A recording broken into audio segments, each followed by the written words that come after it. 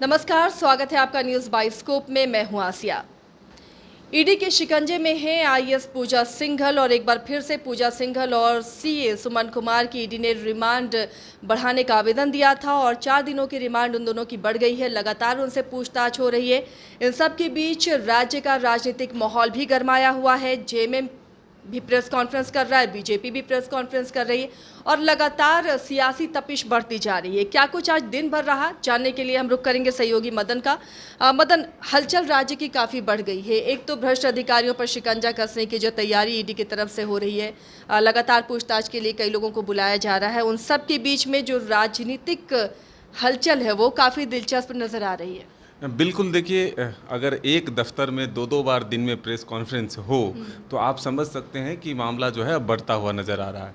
सबसे पहले बीजेपी दफ्तर में ये प्रेस कॉन्फ्रेंस होता है कि हाल के दिनों में जो कई आईएएस अधिकारियों का तबादला हुआ है, उसमें सरकार जो है ये दबाव दे रही है अधिकारियों पर कि वो पूर्व के मुख्यमंत्री रघुवर दास को गिरफ्तार करें और वो अगर संवैधानिक नहीं मान रहे हैं तो फिर उनको पद से हटा दिया जाता है। फिर दूसरी बार जेएमएम पीसी करती है और वो कहता है कि जो भ्रष्टाचार के आरोप हम पर लगा रहे हैं वो पूर्व के सरकार में ही फैसले लिए गए हैं और साथ ही अब बीजेपी के अंदर भी वो एक तरह से झगड़ा लगाने का कोशिश कर रहे हैं। जेएमएम के जो बड़े नेता हैं सुप्रियो भट्टाचार्य, उन्होंने ये कहा कि बाबूलाल मरांडी, दीपक प्रकाश और अर्जुन मुंडा तीनों लोग दिल्ली से एक साथ लौटते हैं तो इसका मतलब ये समझिए कि अब रघुवर दास को जेल भेजने की तैयारी कर रहे हैं। वहीं बाबूलाल मरांडी सरकार को पूरी तरह से भ्रष्टाचार में डूबा हुआ बता रहे हैं। फिर शाम को बाबूलाल मरांडी जी पीसी करते हैं और सरकार को पूरी तरह से वो भ्रष्टाचार के आरोप में बता करके उनको घेरने की कोशिश करते हैं। साथ ही आज महत्वपूर्ण ये भी रहा कि पूजा सिंघल और उनके सीए जो सुमन सिंह हैं, उनके रिमांड की अवधि खत्म हो गई थी। दोबारा रिमांड मिला था सीए का, लेकिन फिर से पूछताछ अधूरी रही। उसके बाद आज 4-4 दिनों का, यानी कि 4 दिन के रिमांड पर उनको भी लिया गया, सुमन सिंह को भी, और 4 दिनों का रिमांड पूजा सिंघल का भी मिला। साथ ही कई जिलों के जो डीएमओ हैं, डिस्ट्रिक्ट माइनिंग ऑफिसर, उनको आज बुलाया गया था, उनसे भी पूछताछ हुई है।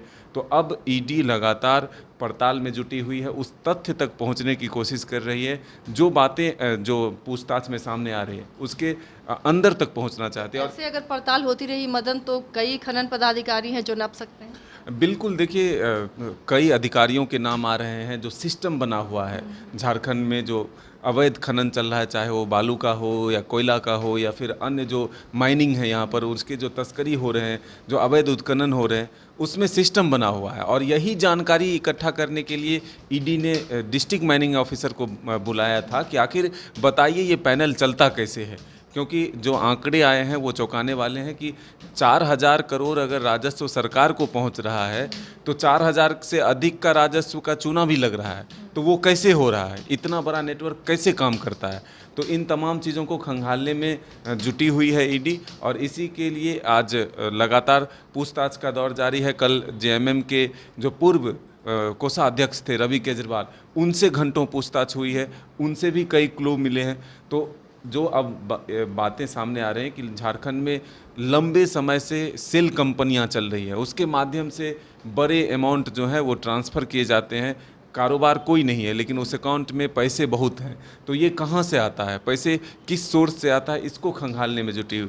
तो दायरे बढ़ सकते हैं जांच के और इसीलिए रिमांड की अवधि बार बार बढ़ाई जा रही है। तो अब जांच का दायरा कहाँ तक पहुँचता है और किस किस का नाम जुटेगा, सफ़ेद पोश भी हो सकते हैं, अधिकारी भी हो सकते हैं। तो अब इसके लिए इंतज़ार करना होगा। कई बिल्डर्स भी आ सकते हैं। कुछ दिनों पहले ही कोर्ट में जब ये रखा गया ईडी के तरफ से, तो उसमें ये था कि 3 करोड़ रुपए जो है वो बिल्डर के माध्यम से ही पल्स अस्पताल के लिए ज़मीन खरीदा। नेक्सस चलता है, एक संगठित गिरोह है हम कह सकते हैं, जिसमें ब्यूरोक्रेट्स, ठेकेदार और सफ़ेद पोस्ट ये सभी शामिल हैं।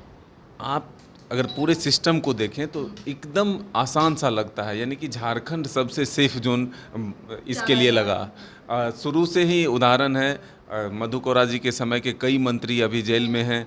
तो अब फिर उसी चीज़ को दोहराने की कोशिश ना हो, तो अब इस तरह की कार्रवाई से अगर रोक लगता है तो आने वाला वक्त बताएगा। लेकिन बीजेपी के जो बड़े नेता हैं सीपी सिंह, उन्होंने कल कहा था कि एक अधिकारी को पकड़ लेने से भ्रष्टाचार खत्म नहीं होगा। हो सकता है कि भ्रष्टाचार का रेट दुगुना हो जाए, क्योंकि लोग इतने निर्भीक हो चुके हैं कि अब उन्हें ये डर नहीं लगता कि हम जेल जाएंगे। उनको लगता है कि इससे अधिक पैसा कमा लें और एक रास्ता ढूंढ लें जो हम जेल से भी कैसे बचें। तो अब झारखंड में लगातार इस तरह की कार्रवाई की ज़रूरत है। अगर इन सब कार्रवाई के बीच में मदन राजनीति की बात कर रहे थे, जो सियासी पारा चढ़ा हुआ है, लगातार 2-2 प्रेस कॉन्फ्रेंस पार्टियां कर रही हैं, सबके बीच में सरयू राय का तड़का कैसे देख पा रहे हैं? बिल्कुल, देखिए अब इस कार्रवाई में भी क्रेडिट की होड़ है। एक तरफ लगातार निशिकांत दुबे जी का ट्वीट होता है, फिर बीच बीच में सरयू राय जी का ट्वीट आता है। जब रवि केजरीवाल जी से पूछताछ होती है, सुबह सुबह सरयू राय जी का ट्वीट आता है कि इस मामले को लेकर हमने 2013 में ही प्रेस कॉन्फ्रेंस किया था और हमने कहा था कि कई सेल कंपनियां यहाँ जो है अवैध धन को जो है यानी राशि को सुरक्षित करने के लिए आज काम फिर कर रहा है। रघुवर दास को उन्होंने लपेटा है। बिल्कुल, मौका कोई चूकना नहीं चाहता और ये बात तो तय है कि सरयू राय जी लगातार मैनहर्ट को लेकर के, मोमेंटम झारखंड को लेकर के ये आरोप लगाते रहे हैं कि इसमें बड़ा घोटाला हुआ है और इसलिए इसकी जांच सरकार कराए, नहीं तो हम फिर कोर्ट भी जा सकते हैं। तो अब सरकार पर एक तरफ से सरयू राय दबाव बना रहे हैं कि अगर ईडी कार्रवाई कर रही है तो आपकी जो एजेंसियां हैं एसीबी, उससे आप तो इन तमाम विषयों का जांच करा लीजिए। तो अब दूसरी तरफ जेएमएम भी ये कह रहा है कि एक हाथ से ताली नहीं बजेगा। अगर ईडी यहाँ कार्रवाई कर रही है तो जितने पुराने घोटाले हैं, यानी जो आरोप हैं उनके, चाहे वो मैनहर्ट हो या फिर कंबल घोटाला हो या फिर मोमेंटम झारखंड हो, इन तमाम चीज़ों के जांच के लिए अब वो भी कह रहे हैं कि इसको जो है हम जल्द से जल्द एसीबी से जांच कराएंगे। इसी बीच बाबूलाल जी की सदस्यता को लेकर के भी विधानसभा का जो न्यायाधिकरण है वो जल्द सुनवाई कर रहा है और कल इसी मामले में फिर से सुनवाई है। सबकी निगाहें उस ओर भी टिकी हुई है कि बाबूलाल की सदस्यता जाएगी या रहेगी। तो अब इधर 20 तारीख तक मुख्यमंत्री को कोर्ट में जवाब भी देना है। कल मुख्यमंत्री के मामले में भी खनिज पट्टा और जो सेल कंपनियां हैं उस दोनों मामले में हाईकोर्ट में सुनवाई है।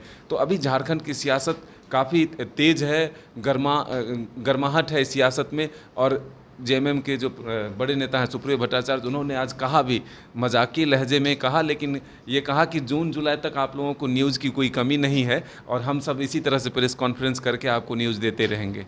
चलिए, यानी आने वाला जो दिन झारखंड में होगा, आने वाले दिनों में राजनीति और गर्मा सकती है और इस बीच कल का दिन भी काफ़ी महत्वपूर्ण है।